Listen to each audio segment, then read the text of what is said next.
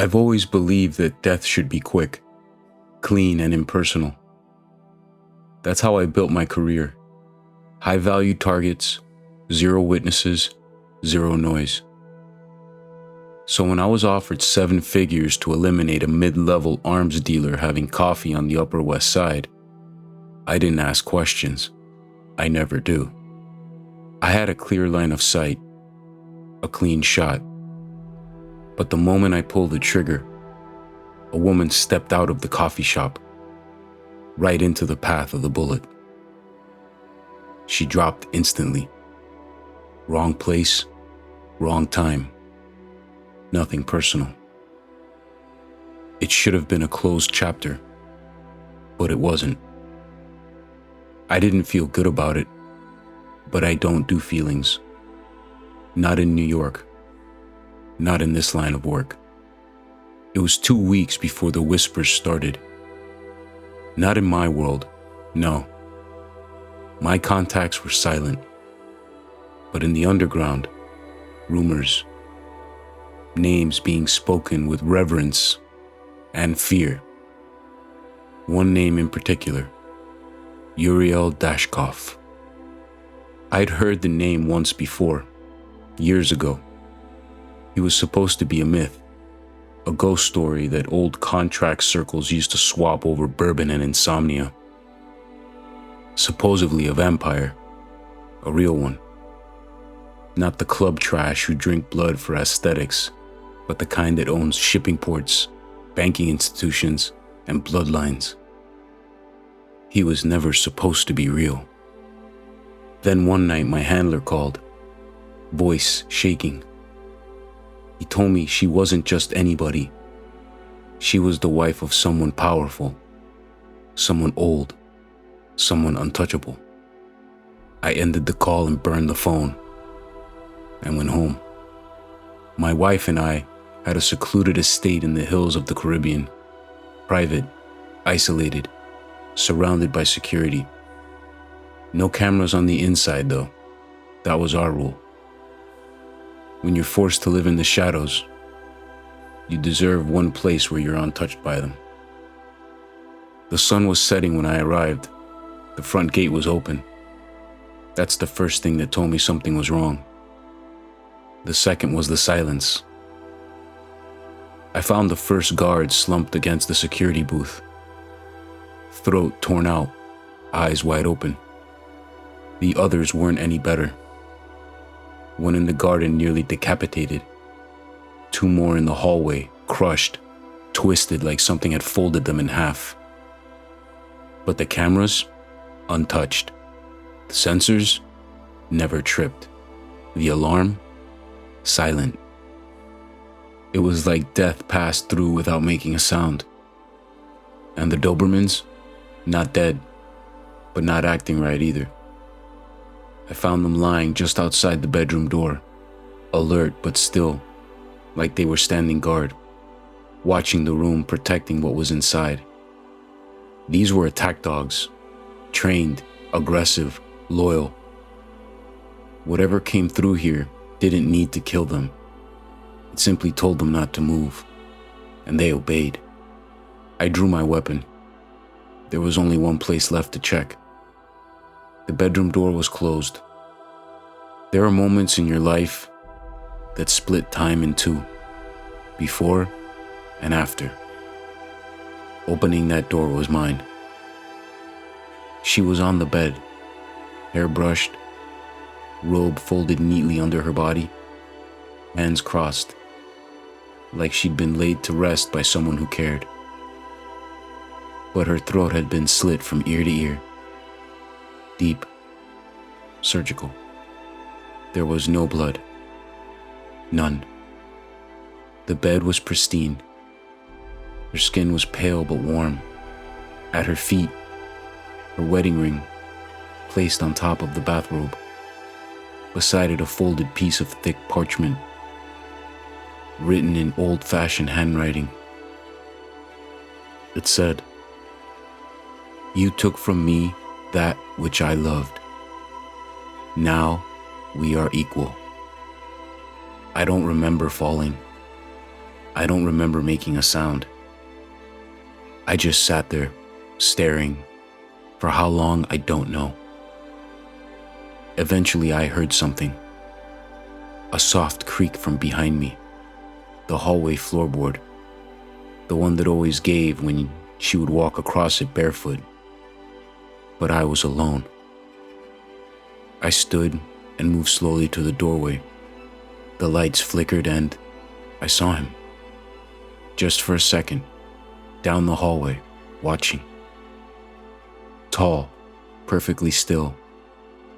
Pale skin beneath a dark suit. No shadow cast behind him. Eyes that didn't shine but drank the light. And then he was gone. Like he'd never been there. I spent the rest of the night checking every entry point, every angle, looking for where he came in. There was nothing. Not even a disturbed grain of dust. And I knew why. He didn't break in. He was invited. By fate. By grief. By some rule older than I can comprehend. He didn't scream. He didn't mutilate. He didn't torture. Because that would have made him a monster. And Uriel Dashkov is not a monster. He's a man who obeys rules written before the empires fell. An eye for an eye. A wife for a wife. And now I understand something horrifying. He didn't kill her to hurt me. He did it to balance the scale. Which means the game isn't over yet. Not yet. I don't know what happens next.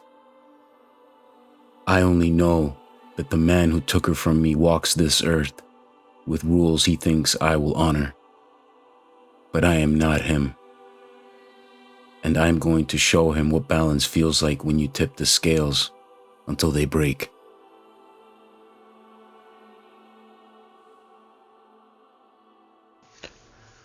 I moved into my new apartment last September. 3rd floor, decent space. Quiet neighborhood aside from the occasional ambulance tearing down Main Street. It wasn't anything fancy, but after the breakup, I just needed somewhere I could be alone. My unit faced the back alley. Across it was another brick apartment building, older than mine. Thin windows, lots of ivy crawling up the sides. The kind of place you'd expect to see dusty blinds and stained coffee mugs on the sills. Nothing remarkable, really. Except for one window. 3rd floor. Kitchen window, I think. Same level as mine. The first time I noticed it, I had been up late dealing with a corrupted Excel file for work. It was after 2 a.m., and I'd stepped away from my laptop to refill my water when I saw him. He was standing in the kitchen window directly across from the alley, frozen. Not just still, I mean completely motionless. Arms at his side, shoulders rigid. The alley wasn't wide, but it was far enough that I couldn't see his face clearly. His head looked recently buzzed, just the shape of him under the overhead light. His posture was unnaturally stiff. He wore a plain white undershirt, thin and dingy, like it hadn't been washed in weeks. There was nothing obviously threatening about him, but something about the way he just stood there. Every night, same spot, same time. It just felt wrong. I nicknamed him Night Shift, not out loud or anything, just in my head. He gave off this strong, vacant energy, like someone stuck on autopilot, running off whatever fumes were left in his brain. I saw him again the next night. Same time, same window, same blank stance. And the night after that. At first I figured maybe he's an insomniac, or maybe he worked late and needed some time to decompress. Weird, yeah, but not impossible. But Then I started noticing patterns. Every night his light came on at 2:03 a.m. And every night he stood perfectly still. No phone, no water, no movement for nearly an hour. That kind of consistency started to get under my skin. I told myself it wasn't any of my business and that I shouldn't care. But after a few nights, I started timing my water breaks just to check if he was there. And he always was. Then came the night where there were all of a sudden two of them in the window. I looked up, and this time, he wasn't alone. Someone was sitting at the kitchen table behind them. Their posture was wrong, slumped, arms limp, head tilted forward at an unnatural angle, almost like they were unconscious, or worse. The man didn't even turn around. He just stood there like always, still, silent, watching nothing. The next night, same thing. Only this time, the person at the table looked even worse, like they were collapsing in on themselves. No movement, no sign of life. At one point, the man walked over and adjusted the person, lifted their chin, straightened their shoulders, and then went right back to standing at the window like nothing happened. I told myself maybe the other guy is passed out. Maybe he's drunk, sick, something like that. Still, the whole thing felt wrong. I even picked up my phone at one point, thumb hovering over 911. But I just stared at it. What would I even say? Hey, there's a guy standing still across the alley? It sounded ridiculous the second I said anything out loud. I mean, sure, it was creepy, unsettling as hell, but maybe the guy had a sleep disorder. Maybe he was drunk. Maybe it was some weird roommate dynamic I didn't understand. He wasn't hurting anyone, and I sure as hell didn't want to be the crazy new tenant calling the cops over someone else's business. So I didn't call. I just kept watching. On the fourth night, the light never came on. Fifth night, nothing. By the sixth night, I started telling myself I'd imagined the whole thing. Then last night, at exactly 2:03 a.m., the light came on again. This time I froze. He was standing at the window again, but this time alone. No slump figure, no staged dinner guest, just him. And this time, he was looking directly at me. Our eyes locked across the alley. My heart was pounding, and then he smiled. He raised his right hand and waved. Just once, slow, controlled, like he had been waiting to do it, like he knew I had been watching, like he wanted me to understand something. I didn't sleep. I closed all of my blinds. I didn't dare turn off any of the lights. I sat behind the couch until morning. I haven't looked out that window since, because I don't think he waved to scare me. I think he waved to say, "It's your turn."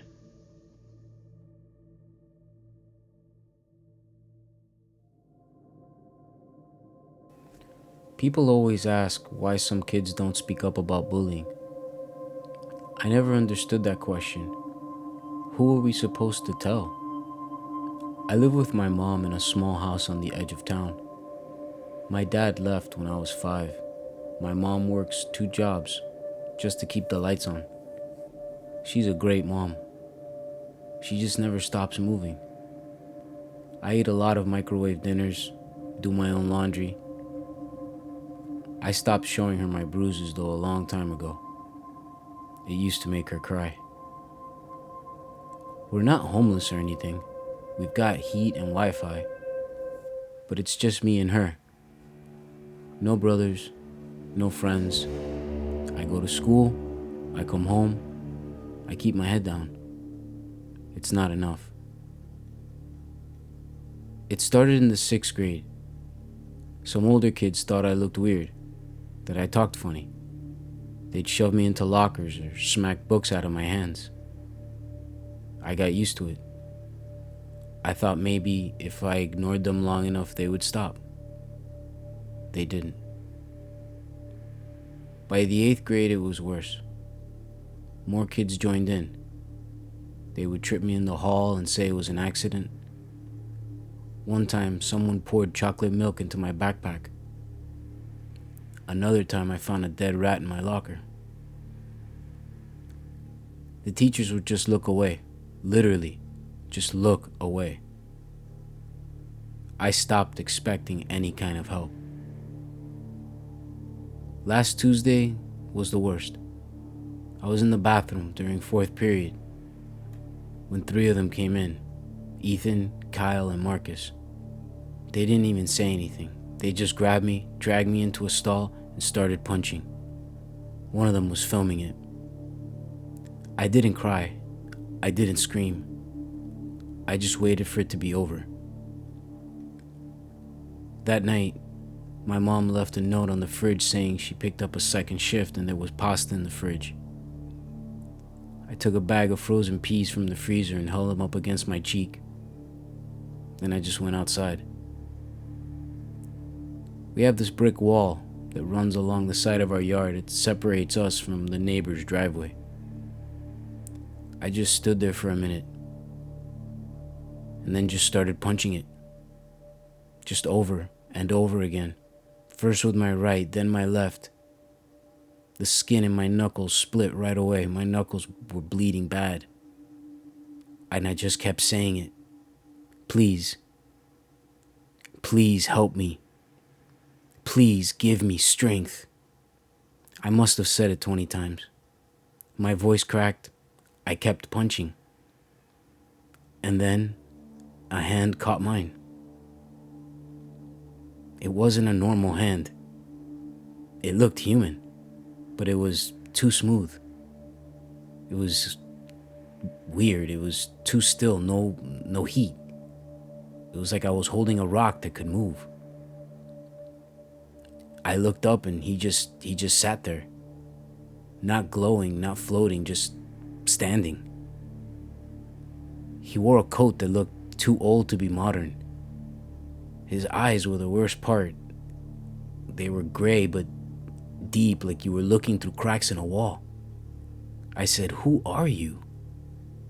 He said, "I am what listens when no one else does." I didn't ask anything after that. I mean, what do you say to that? He looked like someone that couldn't be surprised by anything anymore.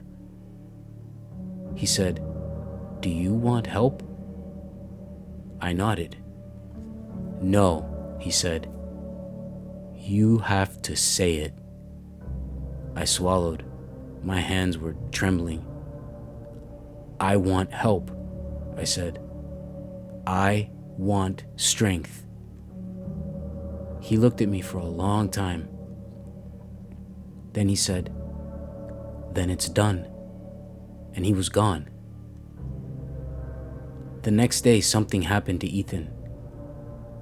He got locked in the janitor's closet during the fire drill. No one knew how. When they finally opened the door, he came out screaming. Said someone had been whispering to him in the dark over and over again. Said they were behind him.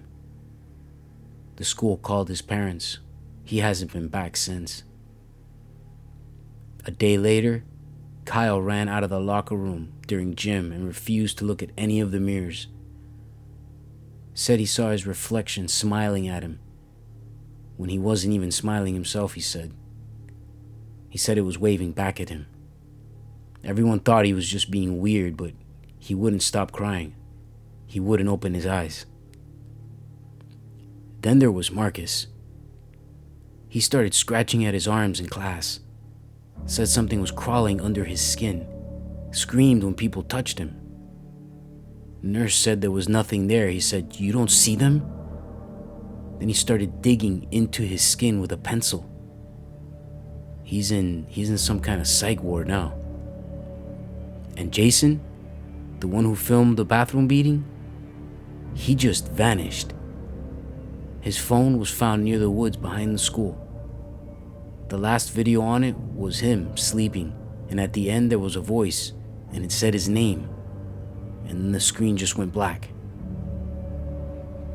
I didn't tell anyone. I didn't do anything. I never saw the man again. Not for a week, but I knew it was him. I knew it every time one of them got hurt. It felt like something cold was brushing up against me, like the air was bending around me. Then one night I was in the backyard just standing there, not punching anything this time. My hands were still healing. He showed up again, just appeared. I didn't jump. I think I expected it. I said, "Was that me? Did I do all that?" He tilted his head. "You asked for strength," he said. "Strength is not soft. It balances the scales." I stared at him. I didn't know what to say. "I didn't ask for them to die," I said. "They are not dead," he said. "But they've seen what they have given, and they will have to carry that." I just sat down in the grass. My legs didn't want to hold me up anymore. He didn't sit, he just stood there watching me. Are you like an angel?" I was. "What happened?" "I judged too harshly and without mercy." I looked down at my hands, the scabs, the new skin. "So what happens now?" He didn't answer right away. "You are not alone anymore," he said. There was a pause, and then he added, "But that does not mean that you are safe." Then he was gone. That was 3 nights ago. I haven't told anyone. Not my mom, not a counselor, no one. I don't get bullied anymore. People barely look at me. It's like they're afraid I'll look back. Sometimes I think I hear something in the walls when I sleep. Not voices, more like something breathing. Slow and steady, like something's waiting.